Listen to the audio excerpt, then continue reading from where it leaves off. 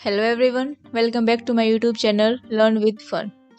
इस वीडियो में हम आज बहुत ही एक इम्पोर्टेंट चैप्टर शुरू करने वाले हैं जिसका नाम है दिल्ली सुल्तान्स, जो कि है चैप्टर 3।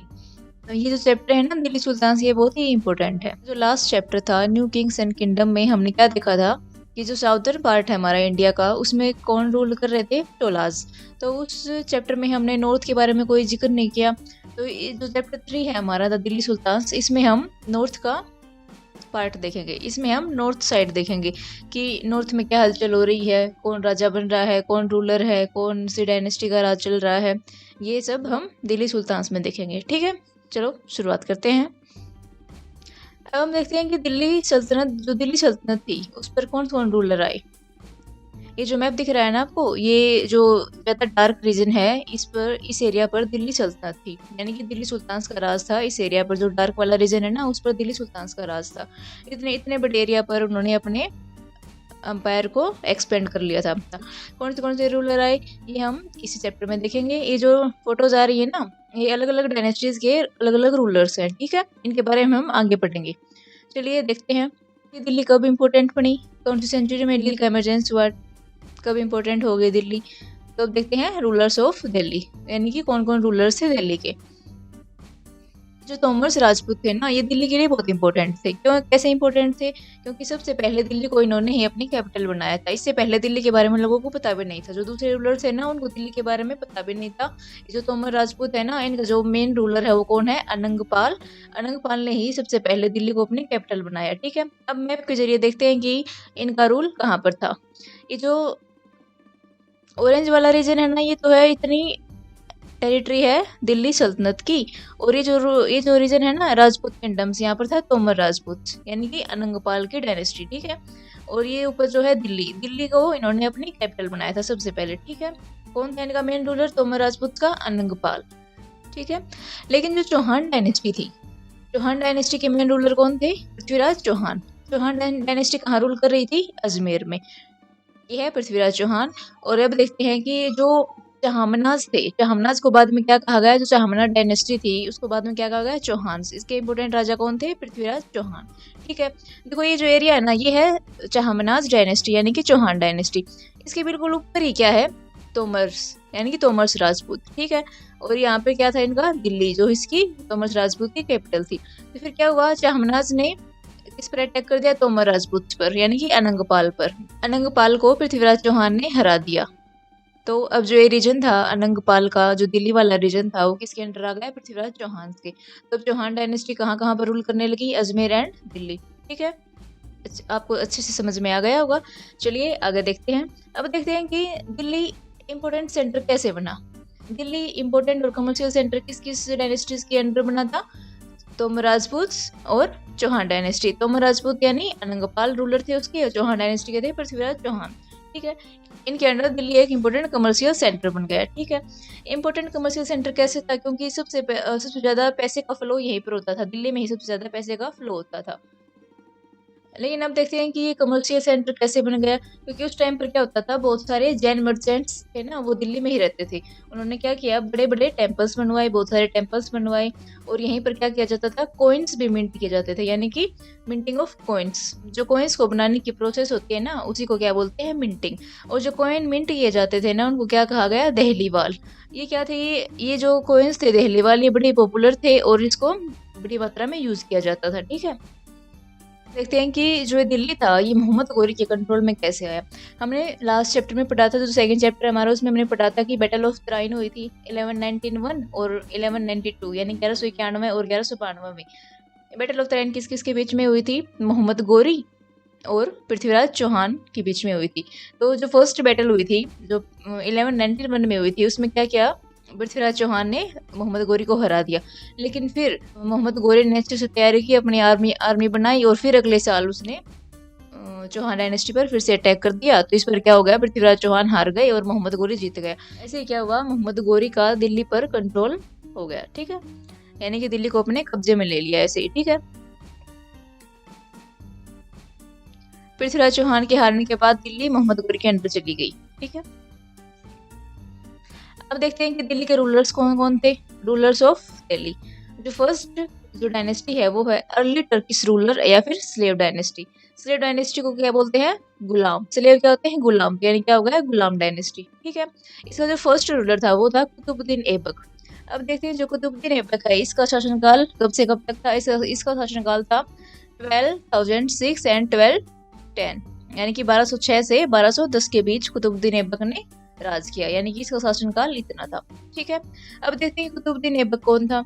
जैसे कि अभी आपको बताया था कि जो मोहम्मद गौरी था उसने पृथ्वीराज चौहान को हराकर दिल्ली को अपने कब्जे में ले लिया। तो फिर क्या हुआ, जो बैटल ऑफ तराइन थी उसमें जो मोहम्मद गौरी का कमांडर था वो था कुतुबुद्दीन ऐबक, यानी कि चौहान को हराने में कुतुबुद्दीन ऐबक ने उसकी हेल्प की थी।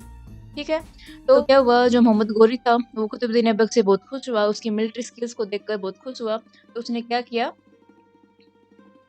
जो मोहम्मद गौरी था वो तो वापस अफगान चला गया और फिर कुतुबुद्दीन ऐबक को इंडिया का गवर्नर बना दिया उसने, यानी कि दिल्ली उसके कंट्रोल में दे दी उसने।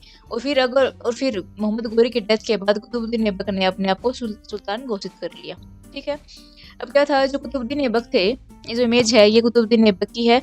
इसने क्या किया, अनेक जगह पर कंस्ट्रक्शंस करवाई। ठीक है। ये जो कुतुब मीनार है ना, कुतुब मीनार का निर्माण भी किसने करवाया था? कुतुबुद्दीन ऐबक ने। और कुतुबुद्दीन ऐबक ने क्या किया, अनेक मस्जिदें बनवाई। ये जो मस्जिद है ना कुव्वत उल इस्लाम, ये किसने बनवाई थी? कुतुबुद्दीन ऐबक ने ही बनवाई थी। ठीक है। कुतुबुद्दीन ऐबक ने 4 साल तक शासन किया और फिर इसकी डेथ हो गई। 1210 में इसकी मृत्यु हो गई। कैसे हुई थी? ये चौंगन खेल रहे थे तब इनकी मृत्यु हो गई। तो इनके बाद इनका अगला रूलर कौन आता है? अगला रूलर है इनका शमसुद्दीन इल्तुतमिश। ठीक है। ये जो शमसुद्दीन इल्तुतमिश है यह भी कुतुबुद्दीन ऐबक के स्लेव थे, यानी कि चल ही रहा है, स्लेव डायनेस्टी चल रही है, गुलाम वंश चल रहा है। स्लेव को हिंदी में क्या बोलते हैं? गुलाम। तो फिर जो शमसुद्दीन इल्तुतमिश थे ये कुतुबुद्दीन ऐबक के स्लेव थे। ठीक है। दिल्ली का सुल्तान कौन बन गया? शमसुद्दीन इल्तुतमिश। ठीक है। इसने क्या किया, अपने आसपास के जो रीजन्स थे ना उनको जीत लिया और अपने एरिया को एक्सपेंड किया। ठीक है। और इनकी डेथ हुई 1236 में और उसके जो बेटे थे सुल्तान इल्तुतमिश के उसको क्या बना दिया गया? सुल्तान बना दिया गया। लेकिन इनका जो बेटा था वो किसी लायक नहीं था, वो काम के लायक नहीं था, यानी कि वो अपने शासनकाल को चला नहीं पाया। तो फिर क्या हुआ, जो इनकी बेटी थी सुल्तान इल्तुतमिश की जो बेटी थी रजिया सुल्तान, रजिया, उसी को नोबल्स ने क्या किया? सुल्तान बना दिया। ठीक है। नोबल्स कौन होते हैं? नोबल्स ऐसे लगा लो जो कि लैंडलॉर्ड्स होते हैं, जो बिग लैंडलॉर्ड्स होते हैं, वॉरियर्स होते हैं, यानी कि जो सुल्तान को एडवाइस कर सके वो होते हैं नोबल्स। ठीक है। तो नोबल्स के कहने पर क्या हुआ, उसके बेटे को सुल्तान के पद से हटा दिया गया, यानी कि रजिया को जो इल्तुतमिश की बेटी थी उसको क्या बना दिया गया? सुल्तान। ठीक है। 1236 में कौन बनी? फर्स्ट फीमेल रूलर थी ये रजिया सुल्तान। कब बनी? 1236 में सुल्तान बन गई। ठीक है। ये जो इमेज देख रहे हो आप ये है रजिया। ठीक है। यह दिल्ली की पहली महिला रूलर थी। रजिया ने क्या किए, अनेक एडमिनिस्ट्रेशन रिफॉर्म्स किए, यानी कि प्रशासनिक सुधार किए, और इन्होंने क्या किया, बिल्कुल निष्पक्ष गवर्नमेंट बनाने की इन्होंने बहुत बड़ी मेहनत की। ठीक है। लेकिन जो उसके नोबल्स थे ना वो रजिया को पसंद नहीं करते थे। जो नोबल्स थे वो ऐसे सोच रहे थे कि हम किसी महिला के अंडर काम करेंगे, यानी किसी फीमेल के अंडर काम करेंगे, ये उनको बिल्कुल भी पसंद नहीं था। तो फिर क्या हुआ, जो नोबल्स थे ना उन्होंने इसके भाई को भड़का दिया और फिर इसके भाई ने इसको क्या कर लिया? बंदी बना लिया। अपनी जान बचाने की कोशिश की तो ये मारी गई। तो रजिया सुल्तान की डेथ कब हुई? 1240 में। इसका से कब तक था? 1236 से 1240। ठीक है। बाद किसका रूल आता है? जो नेक्स्ट रूलर वो है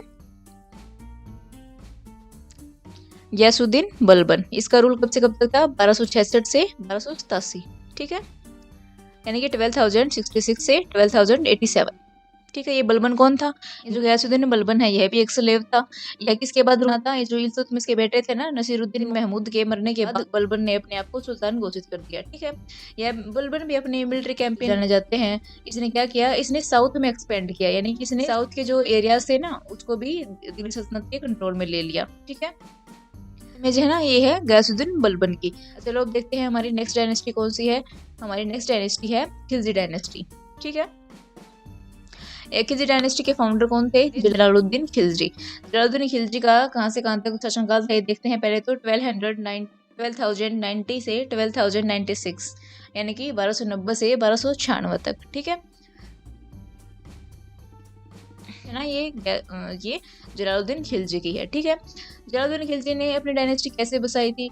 जो पहली डायनेस्टी थी स्लेव डायनेस्टी, उसके जो लास्ट रूलर था ना, जो लास्ट स्लेव था, उसको मारकर इन्होंने अपनी डायनेस्टी की स्थापना की। ठीक है, पर ये जो जलालुद्दीन खिलजी है, इसने क्या किया, टेरिटरीज को एक्सपेंड किया। कैसे, कहाँ कहाँ तक एक्सपेंड किया था इसने इसने सेंट्रल एशिया को अपने कंट्रोल में ले लिया था, बंगाल को अपने कंट्रोल में ले लिया था, और जो साउथ इंडिया था, जो साउथ इंडिया के पार्ट थे, उसको भी दिल्ली सल्तनत के अंडर ले लिया था। ठीक है, पर लेकिन इसकी डेथ कैसे हुई, जो इसके भतीजे हैं अलाउद्दीन खिलजी ने ही इसकी हत्या कर दी थी। ठीक है, ये इसके भतीजे थे। अब देखो अलाउद्दीन खिलजी का रेन कहाँ से कहाँ तक था, 1296 से 1316, यानी कि 1296 से 1316। ये जो इमेज है, ये है अलाउद्दीन खिलजी। ये आपने देखा होगा, जो पद्मावत मूवी है उसमें रणवीर सिंह ने अलाउद्दीन खिलजी का रोल किया, तो ये पिक वहां से ली है। ठीक है, ये जो अलाउद्दीन खिलजी था, ये क्या था, एक पावरफुल रूलर था खिलजी डायनेस्टी का। इसने क्या क्या कंस्ट्रक्शन करवाई थी, इसने अलाई दरवाजा बनवाया दिल्ली में, इसने क्या किया, जो कुतुब मीनार का गेटवे है वो बनवाया इसने। और जब ये अलाउद्दीन खिलजी की डेथ हुई, तो इसके बाद क्या होने लगा, खिलजी डायनेस्टी क्या डिक्लाइन हो गया। ठीक है, एंड ओवरथ्रोन बाय तुगलक्स, यानी कि उसके बाद खिलजी डायनेस्टी का डिक्लाइन हो गया, और उसके बाद नेक्स्ट डायनेस्टी आ गई। नेक्स्ट डायनेस्टी कौन सी है, हमारी तुगलक डायनेस्टी। ठीक है, अब हम पढ़ेंगे तुगलक डायनेस्टी के बारे में। इसका जो फर्स्ट रूलर है वो है गयासुद्दीन तुगलक। ठीक है, इसका जो फर्स्ट रूलर है गयासुद्दीन तुगलक, इसको एक और नाम से जाना जाता है, जो है गाजी मलिक, यानी कि जो गाजी मलिक है वहीं गयासुद्दीन तुगलक है।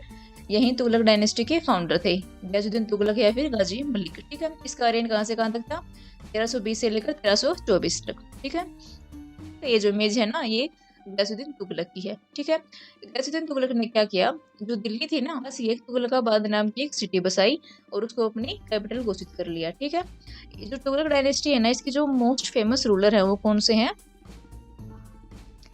मोहम्मद बिन तुगलक। मोहम्मद बिन तुगलक इस डायनेस्टी के इंपॉर्टेंट रूलर हैं। ठीक है, इसका रेन कहाँ से कहाँ तक था, ये देख लेते हैं, 1324 से 1351। ये जो इमेज है ना, ये मोहम्मद बिन तुगलक की है। ठीक है, जो मोहम्मद बिन तुगलक था ना, उसको पागल राजा भी कहा जाता है, पागल सुल्तान भी कहा जाता है। पागल राजा कैसे कहा जाता है, क्योंकि इसने 2-3 ऐसे ही काम किए थे जो पागलों की तरह कर दिए थे। ऐसे कौन से काम, चलो देखते हैं।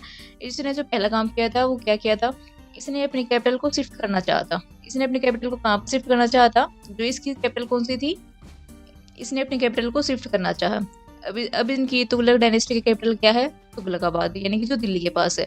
लेकिन इसने कहाँ पर शिफ्ट करना चाहा, दौलताबाद, यानी कि महाराष्ट्र में इसने शिफ्ट करना चाहा। अब मान लो कि ये दौलताबाद में रह रहा है, वहां पर कोई नहीं है, इनकी कैपिटल में कोई नहीं है। अगर मान लो कि पीछे से किसी ने इनकी कैपिटल पर अटैक कर दिया, अभी ये यहाँ से जाएंगे दौलताबाद से, फिर वहां तक जाएंगे, तो फिर पीछे से कोई दौलताबाद पर अटैक कर देगा, यानी कि इनके बीच की डिस्टेंस बहुत ज्यादा थी। ठीक है, तो फिर काम तो ये हो गया इनका। और जो दूसरा काम था, ये क्या था, इन्होंने क्या कर दिया, लेड के सिक्के शुरू कर दिए। ठीक है, क्या करते थे लोग, लेड से तो घर पर भी सिक्के बना लिए जाते हैं, तो लेड से लोगों ने घरों में सिक्के बनाना शुरू कर दिए। ठीक है, एक इनका ये दूसरा काम हो गया। और इन्होंने तीसरा काम क्या किया था, इन्होंने मंगोल्स के अगेंस्ट युद्ध कर दिया इन्होंने। ठीक है, ये वहां से भी हार गई। इनको मोहम्मद बिन तुगलक को क्या कहा जाता है, पागल राजा। ठीक है, अब जो इनकी डेथ हुई ना, ये जो इंपॉर्टेंट आ जाते हैं, इनकी डेथ के साथ ये तुगलक डायनेस्टी का क्या होने लगा, डिक्लाइन। अब इसके बाद एक और रूलर आते हैं तुगलक डायनेस्टी के, वो हैं फिरोज शाह तुगलक। अब देखते हैं इनका रेन कहाँ से कहाँ तक था। इनका रेन था 1351 से 1388 तक। ये जो इमेज है ना, ये क्या है, फिरोज शाह तुगलक की है। ठीक है, ये जो फिरोज शाह तुगलक थे, ये मोहम्मद बिन तुगलक के बेटे थे। ठीक है, इसने क्या किया, इसने रेवेन्यू सिस्टम में कुछ सुधार किए थे। जो रेवेन्यू सिस्टम था ना, उसमें कुछ सुधार किए। और इसने क्या किया, जो नहरें खुदवाई, सिंचाई के काम के लिए इन्होंने क्या किया, कुएं खुदवाई, कई नहरें बनवाई इन्होंने। ठीक है, देखते हैं हमारी नेक्स्ट डायनेस्टी। हमारी नेक्स्ट डायनेस्टी कौन सी है, सैयद डायनेस्टी। जो सैयद डायनेस्टी है, इसके फाउंडर कौन थे, खिजर खान। खिजर खान डायनेस्टी की स्थापना खिजर खान ने की थी। इसका रेन देख लेते हैं कहाँ से कहाँ तक था, 1400 से 1451। ये जो इमेज है ना, ये जो इमेज है, ये खिजर खान की है। ठीक है, ये जो खिजर खान थे ना, ये मुल्तान के गवर्नर थे। इन्होंने तुगलक के जो लास्ट रूलर थे ना, उनको हराकर अपनी डायनेस्टी की स्थापना की थी। ठीक है, इनके टाइम पर क्या हुआ था, इन्होंने अनेक मुश्किलों का सामना करना पड़ा था। क्यों, क्योंकि इनके रूल में ना रीजनल पावर्स राइज हो गई थी। जैसे कि हो गया विजयनगर, हो गए विजयनगर एम्पायर हो गया साउथ में। ठीक है, अनेक मुश्किलों का सामना करना पड़ा था। ठीक है, इसके बाद देखते हैं अब हम नेक्स्ट डायनेस्टी कौन सी है हमारी, लोधी डायनेस्टी, जो सैयद डायनेस्टी है उसके बाद कौन सी डायनेस्टी आई? लोधी डायनेस्टी। ठीक है, इसके जो फाउंडर थे वो थे बहलूल लोधी। इसका जो शासनकाल था वो कब से कब तक था? 1451 से 1489 तक। ठीक है, ये जो बहलूल लोधी थे ये सिरहिंद के गवर्नर थे। ठीक है, सल्तनत थी ना उसको काफी एरियाज तक इन्होंने एक्सपेंड किया। ये जो बेटे थे वो थे सिकंदर लोधी और उसके जो सक्सेसर थे वो थे इब्राहिम लोधी। अब देखो क्या होगा, इब्राहिम लोधी कौन सी डायनेस्टी के हैं? लोधी डायनेस्टी के। इसके बाद क्या होगा, जो मुगल एम्पायर है, मुगल्स आएंगे इसके बाद। कैसे? देखो, जो पानीपत की लड़ाई थी वो कब हुई थी? 1526 में। किसके बीच में हुई थी? इब्राहिम लोधी और बाबर के बीच में। तो वहां पर क्या होगा, बाबर इब्राहिम लोधी को हरा देगा, तो ऐसे क्या हो जाएगा, जो बाबर है, जो मुगल एम्पायर है उसका इमरजेंसी हो जाएगा, यानी कि मुगल एम्पायर की शुरुआत हो जाएगी वहां से। ठीक है, पानीपत की लड़ाई से। ठीक है, आप सबको ये डायनेस्टीज बहुत अच्छे से समझ में आ गई होगी। आज के लिए बस इतना ही, मिलते हैं नेक्स्ट वीडियो में। अगर आपको ये वीडियो अच्छी लगी हो तो हमारे इस चैनल को लाइक, शेयर एंड सब्सक्राइब करें। मिलते हैं नेक्स्ट वीडियो में। Bye bye.